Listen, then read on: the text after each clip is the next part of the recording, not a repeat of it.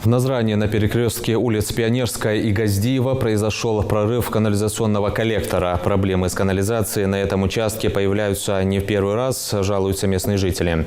По их словам, коллектор давно нуждался в очистке и откачке содержимого.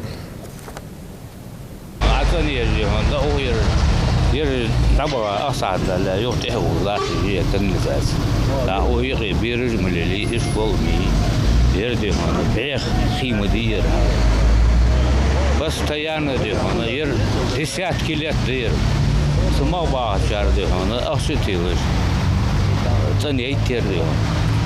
Недели, 2 недели раз حيانير حج постоянно латجи.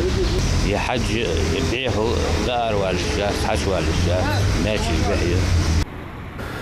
Сейчас на месте аварии работают коммунальные службы. Чтобы устранить утечку, работники ЖКХ демонтируют специальное полотно. По словам представителей администрации города, прорыв будет устранен сегодня до конца суток.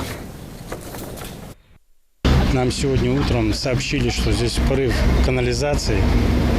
И вот бригада выехала.